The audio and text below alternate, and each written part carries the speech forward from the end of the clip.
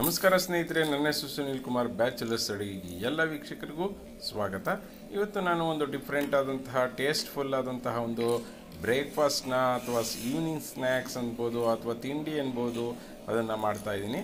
ಇದರ ಒಂದು ಹೆಸರು ಪಿಜ್ಜಾ ದೋಸೆ ಅನ್ಬೋದು ಅಥವಾ ಇಂಡಿಯನ್ ಪಿಜ್ಜಾ ಅನ್ಬೋದು. ಇದನ್ನು ಹೇಗೆ ಮಾಡೋದು ನೋಡೋಣ ಬನ್ನಿ. ಮೊದಲನೇದಾಗಿ ದೋಸೆಗೆ ರುಬ್ಕೊಂಬರೋಣ. ಇಲ್ಲಿ ಮೆಷರ್ಮೆಂಟಲ್ಲಿ ಒಂದೇ ಕಪ್ನಲ್ಲಿ 3 ಕಪ್ಪು ಅಕ್ಕಿಯನ್ನು ತಗೊಂಡಿದ್ದೀನಿ. ಆದಷ್ಟು ಇದು ಡಿಪೋ ಅಕ್ಕಿ ಆದರೆ ಒಳ್ಳೆಯದು. ಅನಂತರ ಅದೇ ಮೆಷರ್ಮೆಂಟ್ನಲ್ಲಿ 1 ಕಪ್ನಷ್ಟು ಉದ್ದಿನಬೇಳೆ ತೊಗೊಂಡಿದ್ದೀನಿ. ಅನಂತರ 1 ಟೀ ಸ್ಪೂನಷ್ಟು ಕಡಲೆಬೇಳೆ ತೊಗೊಂಡಿದ್ದೀನಿ. ಅರ್ಧ ಟೀ ಸ್ಪೂನಷ್ಟು ಮೆಂತ್ಯ ತೊಗೊಂಡಿದ್ದೀನಿ. ಆನಂತರ ಈ ಒಂದು ಕಪ್ಪಿನ ಮೆಷರ್ಮೆಂಟ್ ಏನಿದೆ ಅದೇ ಮೆಷರ್ಮೆಂಟಲ್ಲಿ 3/4 ಕಪ್ನಷ್ಟು ಅವಲಕ್ಕಿ ತೊಗೊಂಡಿದ್ದೀನಿ. ಈಗ ಇದನ್ನೆಲ್ಲನೂ ತೊಳ್ಕೊಂಡು ಬರೋಣ. ಇದನ್ನು ಒಂದು ಬೌಲ್ಗೆ ಹಾಕ್ಕೊಂಡು ಈ ಎಲ್ಲ ಒಂದು ಅಕ್ಕಿಯನ್ನು ಇದಕ್ಕೆ ಹಾಕ್ಕೊಂಡು ತೊಳ್ಕೊಂಡು ಬರ್ತೀನಿ.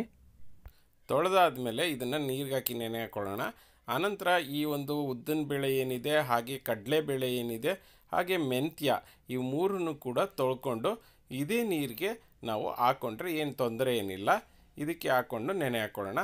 ಆದರೆ ನೆನಪಲ್ಲಿರಲಿ, ಅವಲಕ್ಕಿನ ಮಾತ್ರ ಸಪ್ರೇಟಾಗಿ ನೆನೆ ಹಾಕ್ಕೊಂಡು ತೊಳೆದು ನೆನೆ ಹಾಕ್ಕೋಬೇಕು. ಇದು 6 ಗಂಟೆ ನೆನೆ ಹಾಕೊಳ್ಳೋಣ. ನೆನೆ ಹಾಕ್ಕೊಂಡ ನಂತರ ಇದನ್ನು ಸಪ್ರೇಟಾಗಿ ರುಬ್ಕೊಂಡು ಒಂದೇ ಪಾತ್ರೆಗೆ ಶಿಫ್ಟ್ ಮಾಡ್ಕೊಳ್ಳೋಣ. ನೋಡಿ, ಇಲ್ಲಿ ನಾನು ಶಿಫ್ಟ್ ಮಾಡ್ಕೊಂಡಿದ್ದೀನಿ. ರುಬ್ಬಿ ಆದ ನಂತರ ಇದಕ್ಕೆ 1 ಟೀ ಸ್ಪೂನಷ್ಟು ಉಪ್ಪನ್ನು ಹಾಕ್ಕೊಳ್ಳೋಣ. ಇದನ್ನು ಉಪ್ಪು ಹಾಕ್ಕೊಂಡು ಕ್ಲೀನಾಗಿ ತಿರ್ಸ್ಕೊಂಡು ರಾತ್ರಿ ಇಡೀ ಎತ್ತಿಟ್ಬಿಡೋಣ. ಆನಂತರ ನೋಡಿ, ಬೆಳಗ್ಗೆ ಅಷ್ಟರಲ್ಲಿ ಇದು ಉಬ್ಬಿದೆ, ಚೆನ್ನಾಗಿ ನೊರೆ ಬಂದಿದೆ. ಈಗ ಇದನ್ನು ಕ್ಲೀನಾಗಿ ಮಿಕ್ಸ್ ಮಾಡಿಕೊಂಡು ದೋಸೆ ಹಾಕೊಳ್ಳೋಣ ಬನ್ನಿ. ನಾನಿಲ್ಲಿ ದೋಸೆ ತವ ಇಟ್ಕೊಂಡಿದ್ದೀನಿ. ಇದು ಸ್ವಲ್ಪ ಕಾದ ನಂತರ ಇದಕ್ಕೆ ದೋಸೆ ಹಿಟ್ಟನ್ನು ಹಾಕ್ಕೊಂಡು ಕ್ಲೀನಾಗಿ 2 ಸೌಟ್ ಹಾಕ್ಕೊಳ್ಳಿ. ನೆನಪಲ್ಲಿರಲಿ, ದಪ್ಪ ಬರಬೇಕಿದು. ಹಾಗಾಗಿ 2 ಸೌಟ್ ದೋಸೆ ಹಿಟ್ಟನ್ನು ಹಾಕ್ಕೊಂಡು ಕ್ಲೀನಾಗಿ ಅದನ್ನು ಹರಡಿಸ್ಕೊಳ್ಳೋಣ. ನೆನಪಲ್ಲಿರಲಿ, ಇದು ಹರಡಬೇಕಾದ್ರೂ ಅಷ್ಟೇ ಸ್ವಲ್ಪ ದಪ್ಪ ಇದ್ರೇ ಒಳ್ಳೆಯದು. ತುಂಬ ಸಣ್ಣ ಮಾಡ್ಕೋಬೇಡಿ. ಇದು ದಪ್ಪದಾಗಿ ಗುಂಡಾಗಿ ನಿಮಗೆ ಯಾವ ಆಕಾರದಲ್ಲಿ ಬೇಕೋ ಆ ಆಕಾರದಲ್ಲಿ ಈ ರೀತಿಯಲ್ಲಿ ಮಾಡಿಕೊಂಡ ನಂತರ ಇದರ ಮೇಲ್ಗಡೆ ಪ್ಲೇಟ್ ಏನು ಮುಚ್ಚೋದು ಬೇಡ. ಇದಕ್ಕೆ ಸಣ್ಣದಾಗಿ ಈರುಳ್ಳಿಯನ್ನು ಉತ್ತರಿಸ್ಕೊಂಡು ಅರ್ಧ ಈರುಳ್ಳಿಯನ್ನು ಇದಕ್ಕೆ ಹಾಕ್ಕೊಳ್ತಾ ಇದ್ದೀನಿ. ಮಧ್ಯದಲ್ಲಿ ಹಾಕ್ಕೊಳ್ಳಿ. ಆನಂತರ ಇದಕ್ಕೆ ಟೊಮೊಟೊವನ್ನು ಹಾಕ್ಕೊಳ್ತಾ ಇದ್ದೀನಿ. ಟೊಮೊಟೊನು ಕೂಡ ಅರ್ಧ ಟೊಮೊಟೊನ ಕ್ಲೀನಾಗಿ ಕಟ್ ಮಾಡಿ ಹಾಕ್ಕೊಂಡಿದ್ದೀನಿ, ಜ್ಯೂಸ್ ಟೊಮೊಟೊ. ಆನಂತರ ಕ್ಯಾಪ್ಸಿಕಮು 1/4 ಭಾಗದಷ್ಟು ಕ್ಯಾಪ್ಸಿಕಮ್ನ ಸಣ್ಣದಾಗಿ ಉತ್ತರಿಸಿ ಹಾಕ್ಕೊಂಡಿದ್ದೀನಿ. ಆನಂತರ ಇದಕ್ಕೆ ಕೊತ್ತಂಬರಿ ಸೊಪ್ಪು 1-2 ಕಡ್ಡಿ. ಆನಂತರ 1 ಟೀ ಸ್ಪೂನಷ್ಟು ಹಸಿ ಬಟಾಣಿ. ಅನಂತರ 1 ಟೀ ಸ್ಪೂನಷ್ಟು ಸ್ವೀಟ್ ಕಾರ್ನ್ನ ಹಾಕ್ಕೊಂಡಿದ್ದೀನಿ. ಇವೆರಡನ್ನು ಬೇಯಿಸಿ ನಂತರ ಹಾಕ್ಕೊಂಡಿದ್ದೀನಿ. ಅನಂತರ ಇದರ ಮೇಲ್ಗಡೆ ಅರ್ಧದಷ್ಟು ಚೀಸ್ ಅಥವಾ 1 ಟೇಬಲ್ ಸ್ಪೂನ್ನಷ್ಟು ಬೆಣ್ಣೆಯನ್ನು ಹಾಕ್ಕೊಳ್ಳಿ. ಇದಕ್ಕೇನೆ ಗ್ರೀನ್ ಚಿಲ್ಲಿ ಸಾಸನ್ನು 1 ಟೀ ಸ್ಪೂನಷ್ಟು ಮಧ್ಯದಲ್ಲಿ ಹಾಕ್ಕೊಳ್ಳಿ. ಆನಂತರ ಇದಕ್ಕೇನೆ ರೆಡ್ ಚಿಲ್ಲಿ ಸಾಸ್ ಏನಿದೆ ಅದನ್ನು ಕೂಡ 1 ಟೀ ಸ್ಪೂನಷ್ಟು ಹಾಕ್ಕೊಳ್ಳೋಣ. ಆನಂತರ ಇದಕ್ಕೆ 1 ಟೀ ಸ್ಪೂನಷ್ಟು ಟೊಮೊಟೊ ಸಾಸ್ ಅಥವಾ ಕೆಚಪ್ ಅಂತ ಏನು ಹೇಳ್ತೀವಿ ಇದನ್ನು ಹಾಕ್ಕೊಳ್ತೀನಿ. ಇದನ್ನು ಹಾಕ್ಕೊಂಡ ನಂತರ ಅರ್ಧ ಟೀ ಸ್ಪೂನಷ್ಟು ಕೆಂಪು ಮೆಣಸಿನಕಾಯಿಯ ಪುಡಿಯನ್ನು ಹಾಕ್ಕೊಳ್ತಾ ಇದ್ದೀನಿ.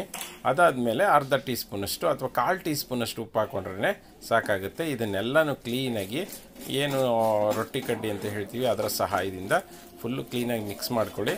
ನೆನಪಲ್ಲಿರಲಿ, ಈ ಎಲ್ಲನೂ ಮಾಡಬೇಕಾದ್ರೆ ನಿಮ್ಮ ಒಂದು ಏನು ಗ್ಯಾಸ್ನ ಉರಿ ಏನಿರುತ್ತೆ ಸಂಪೂರ್ಣವಾಗಿ ಲೋ ಫ್ಲೇಮಲ್ಲಿ ಇರಬೇಕು.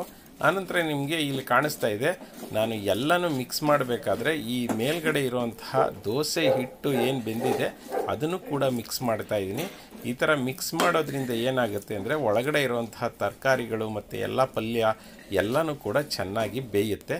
ಇದಾದ ನಂತರ ಸಂಪೂರ್ಣವಾಗಿ ಎಲ್ಲ ಕಡೆಗೂ ನಿಧಾನಕ್ಕೆ ಕ್ಲಿಯರಾಗಿ ಅದನ್ನು ಹರಡ್ಕೊಂಡು ಆದ ನಂತರ ಇದರ ಮೇಲೆ ನಾನು 1 ಟೀ ಸ್ಪೂನಷ್ಟು ತುರಿದಿರುವಂತಹ ಕ್ಯಾರೆಟನ್ನು ಉದುರಿಸ್ಕೊಳ್ತಾ ಇದ್ದೀನಿ. ಆನಂತರ ನಾನು ಇಲ್ಲಿ ಅರ್ಧ ಆಲೂಗೆಡ್ಡೆಯನ್ನು ಬೇಯಿಸಿ ಇಟ್ಕೊಂಡಿದ್ದೀನಿ.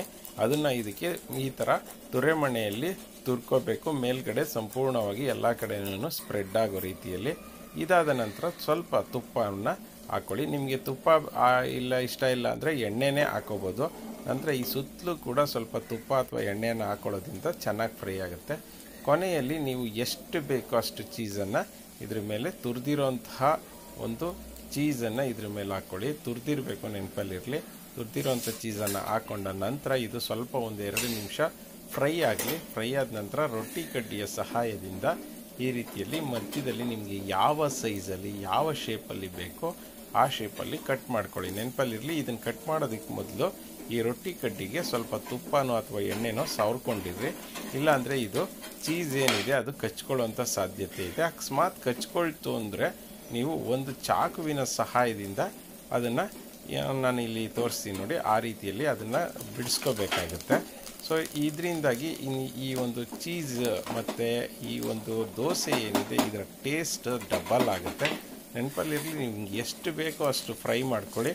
ಯಾವಾಗಲೂ ಅಷ್ಟೇ ಈ ಸಂಪೂರ್ಣ ದೋಸೆಯನ್ನು ಮಾಡಬೇಕಾದ್ರೆ ಲೋ ಫ್ಲೇಮಲ್ಲಿರಲಿ, ಆದರೆ ಈ ಕೊನೆ ಕ್ಷಣದಲ್ಲಿ ಏನಿರುತ್ತೆ ಆವಾಗ ಹೈ ಫ್ಲೇಮನ್ನು ಮಾಡ್ಕೊಳ್ಳಿ. ನೋಡಿ, ಇಲ್ಲಿ ನಾನು ಚಾಕುವಿನ ಸಹಾಯದಿಂದ ಚೀಸನ್ನು ಬಿಡಿಸ್ಕೊಳ್ತಾ ಇದ್ದೀನಿ. ಸೊ ಈ ರೀತಿ ಆದಮೇಲೆ ಕೊನೆಯಲ್ಲಿ ಸ್ವಲ್ಪ ಗಾರ್ನಿಷ್ಗೋಸ್ಕರ ಕೊತ್ತಂಬರಿ ಸೊಪ್ಪನ್ನು ನಾನು ಉದುರಿಸ್ಕೊಳ್ತಾ ಇದ್ದೀನಿ. ನಿಮ್ಗೆ ಬೇಕಂದರೆ ಯೂಸ್ ಮಾಡಿ, ಬೇಡ ಅಂದರೆ ಸ್ಕಿಪ್ ಮಾಡಿ. ಆನಂತರ ಫ್ರೈ ಎಷ್ಟಾಗುತ್ತೆ ಅಷ್ಟು ಒಳ್ಳೆಯದು. ತುಪ್ಪವನ್ನು ಅಥವಾ ಎಣ್ಣೆಯನ್ನು ಲಾಸ್ಟಲ್ಲಿ ಹಾಕ್ಕೊಂಡ್ರೆ ಫ್ರೈ ಚೆನ್ನಾಗಾಗುತ್ತೆ. ಈಗ ಎತ್ಕೊಳ್ಳೋಣ ಒಂದೊಂದೇ ಪಿಜ್ಜಾ ಪೀಸ್ನ. ದೋಸೆ ಪಿಜ್ಜಾ ಅಂತಲೇ ಇದನ್ನು ಕರಿಬಹುದು. ನಿಧಾನಕ್ಕೆ ಎತ್ಕೊಳ್ಳಿ. ನೋಡಿ, ಅಕಸ್ಮಾತ್ ಏನಾದರೂ ಅಂಟ್ಕೊಂಡಿದ್ರೆ ಈ ರೊಟ್ಟಿ ಕಡ್ಡಿ ಸಹಾಯದಿಂದ ಬಿಡಿಸ್ಕೊಂಡು ನೋಡಿ ಸಪ್ರೇಟಾಗಿ ಎತ್ಕೊಳ್ತಾ ಇದ್ದೀನಿ. ಒಂದೊಂದೂ ಕೂಡ ತಿನ್ನೋದಕ್ಕೆ ಆ ಬಿಸಿಯಲ್ಲೇ ತಿನ್ನಬೇಕು. ನೆನಪಲ್ಲಿರಲಿ ಫ್ರೆಂಡ್ಸ್, ಇದನ್ನು ತುಂಬ ತಣ್ಣಗಾಗೋದ್ಮೇಲೆ ಮೆತ್ತಗಾಗ್ಬಿಡುತ್ತದು, ಅವಾಗ ತಿಂದರೆ ಚೆನ್ನಾಗಿರಲ್ಲ.